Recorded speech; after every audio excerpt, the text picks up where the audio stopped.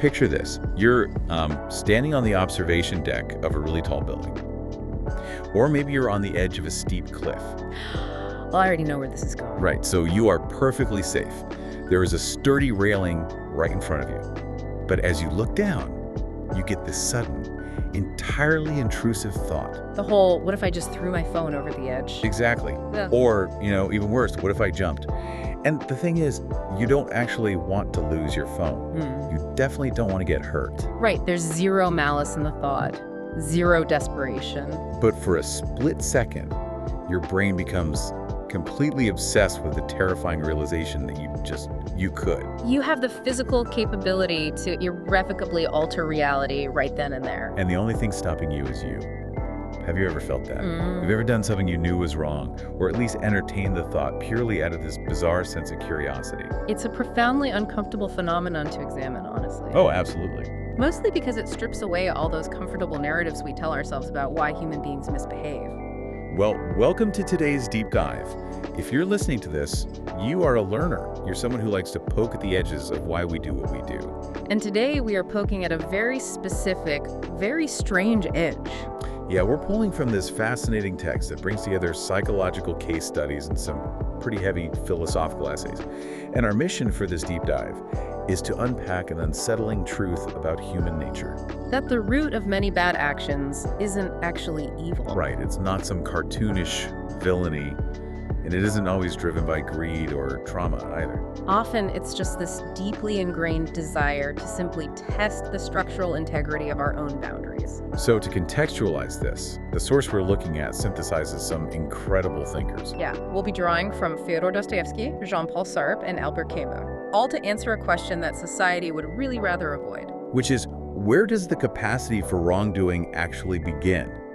Because we have this habit of assuming bad behavior always comes from hatred or like a massive desire for personal gain. But the perspective we're exploring today suggests it often starts with the really quiet, almost innocent feeling impulse.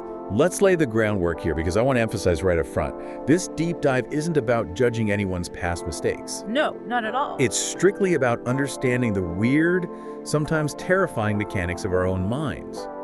We're looking at that impulse to figure out how it functions mechanically. Because to understand why we cross lines, we first have to understand why the lines themselves are so magnetic. Right. So where do we start with that? The psychological mechanism of the forbidden is a perfect starting point. Think about the classic universal example of a child being presented with a red button. Oh boy. An adult explicitly points at it and says, do not touch that button. Every parent listening knows exactly how that story ends. Right, they press it. But let's look at the why. Before the command, the button is entirely unremarkable. It's just a piece of plastic. Exactly. It isn't beautiful. It isn't functionally important to the child. They probably wouldn't have given it a second glance. But the moment it becomes forbidden, its psychological weight shifts entirely. It becomes the absolute focal point of their reality. The boundary doesn't just communicate, don't do it. it inherently poses a question to the brain. Right. It asks, what happens if I do?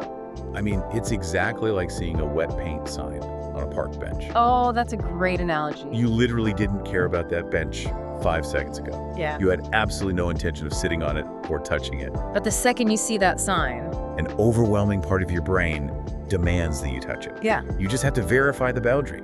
You have to know if the sign is telling the truth or what the texture of the paint feels like. that perfectly illustrates the concept of reactance. When humans feel that their behavioral freedoms are being threatened or restricted, we experience a highly motivational state.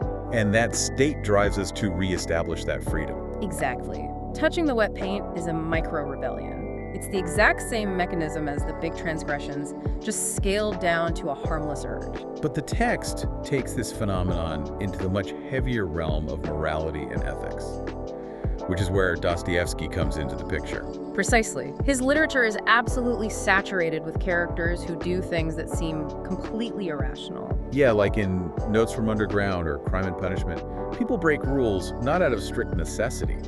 They aren't always starving. They are being forced by external circumstances at all. They break rules simply to prove to themselves that they aren't mere piano keys being played by the universe. They want to prove they have agency. Right. The boundary becomes an existential challenge. I want to play devil's advocate here, though, because I can hear someone listening to this and thinking, wait a minute, isn't breaking a rule just a lack of impulse control? That's a very valid critique. Yeah. Like, are we overcomplicating a simple lack of discipline by calling it an experiment in freedom? It feels like we might be giving people too much philosophical credit. It's a distinction psychology wrestles with a lot. But impulse control failure is reactive. It happens when an immediate reward overrides long-term planning. Like eating the cake when you're on a diet because the sugar is right there. Exactly. But the behavior we're dissecting today is different. It's proactive. It's deliberate. The source provides these wild case studies of young people participating in something they know is wrong. Not because they need money, and not because they harbor any ill will toward anyone. And not even for a dopamine rush of immediate pleasure. They do it meticulously, just to know the feeling of doing something they normally wouldn't do. And afterwards, their only explanation is, I just wanted to know what it felt like to be someone who does that. There's another example from the text that blew my mind. Someone lying in a completely unnecessary situation. Oh yeah, where the truth wouldn't hurt them at all. Right. A scenario where there is nothing to protect and absolutely nothing to gain. They construct a lie simply to see if they can pull it off. They're testing the physics of their social reality. In both of these cases, there is a massive internal conflict happening. One part of the brain, the logical part, is screaming, stop. But the other part is completely consumed by the urge to experiment. They're essentially turning their own lives into a laboratory. And because these boundaries are so tempting, we eventually test them. We touch the wet paint. But the source material argues that the actual psychological danger isn't the first act itself. It's not the first lie or the first stolen item. No, the real danger is what happens inside our cognitive framework immediately after the transgression. Let's talk about that aftermath, because the physiological buildup to doing something wrong for the first time is intense. It really is. Think about a time you did something you knew you shouldn't. Before the act, your body is in full fight or flight mode. Your amygdala is firing, your heart is pounding, you're sweating. Your brain is basically screaming that disaster is going to strike. All the alarm bells are ringing at maximum volume. And then you do it. You cross the line, and the most shocking thing happens. Profound, deafening silence. Yeah. The world doesn't end. The sky doesn't fall.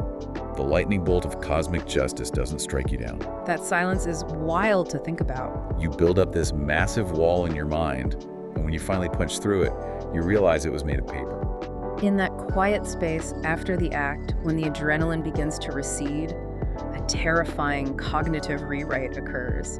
Your brain expected a massive negative stimulus. And when it doesn't arrive, it registers a new, concrete realization. It says, so I can do this. So I can do this. That completely reframes the action. It changes from a crime or a taboo into a viable option. It alters the entire landscape of your decision-making. Take the example of a person who cheats on a test, or maybe lies on a minor piece of paperwork for the first time. And they aren't caught. Or they say a deeply offensive thing in a conversation just to gauge the reaction, and the person just nervously laughs it off. Once the act is completed and the immediate fallout is zero, the nature of the action fundamentally shifts. It stops being an unthinkable transgression and becomes a tool in the toolbox. This challenges a massive societal assumption we hold. We generally look at people who do bad things repeatedly and assume they're just inherently malicious. Fundamentally broken people, right? But based on the text we're unpacking, it seems much more accurate and, honestly, much scarier to say they simply got used to the new boundary. Habituation is the exact psychological term for it. And this is where Albert Camus provides a crucial lens. What did Camus say about it? He observed that human beings possess a remarkable, almost dangerous capacity for adaptation. We can normalize the unthinkable. So the intense feeling of danger, those alarm bells that rang the first time you crossed the line. The brain actually down-regulates that response. The adrenaline spike flattens out entirely with repetition. Going back to the park bench, the first time you touch the wet paint, it's a thrill. But once you realize your finger is just a little blue, the paint washes off, and the park ranger didn't arrest you. Touching wet paint just becomes a mundane reality. It's not a big deal anymore. The shock value evaporates, leaving only the newly discovered capability. The mental line hasn't just been crossed, it has permanently shifted its location in your mind. But if adapting to bad behavior is that easy, it forces a really uncomfortable existential question. A huge one. Are we just drifting into moral decay, or are we actively choosing it? If we adapt to doing wrong so seamlessly, what does that actually say about our fundamental freedom? This plunges us straight into Jean-Paul Sartre's philosophy. He famously stated that humans are condemned to be free. Condemned to be free, it sounds like an oxymoron. It does, but it captures the immense anxiety, what existentialists call angst, that comes with human consciousness. We aren't just driven by our basic needs like food and shelter. We are equally driven by our capabilities. Yes, and Sartre poses a radical, almost disorienting idea. He argues that if you are entirely incapable of doing wrong, you are not actually free. Wait, really? So true freedom requires the capacity for malice. In this philosophical framework, yes. True freedom isn't just the liberty to choose the good. True freedom demands the capability to choose both right and wrong. So if you're programmed to only ever produce positive outcomes, you have no moral agency. Exactly. The capability to do wrong and the conscious knowledge that you can do wrong is the very proof of your freedom. Let's ground this in a real-world scenario, because that's a heavy concept to carry around.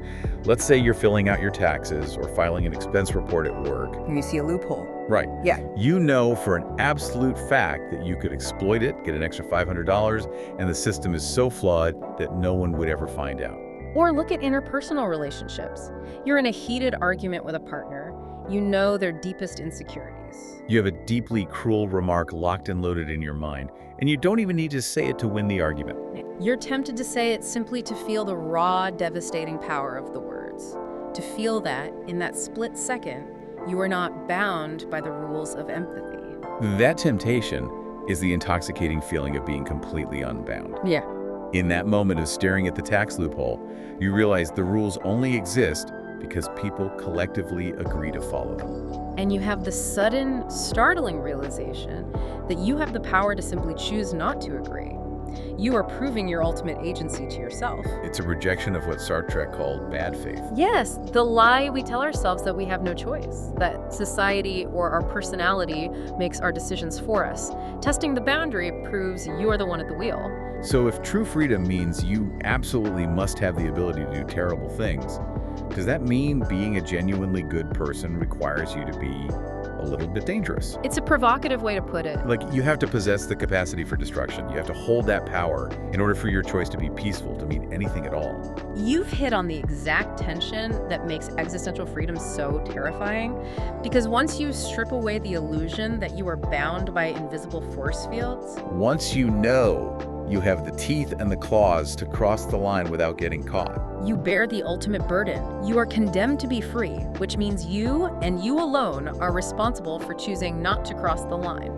there's no cosmic parent going to slap your wrist. You have to stop yourself.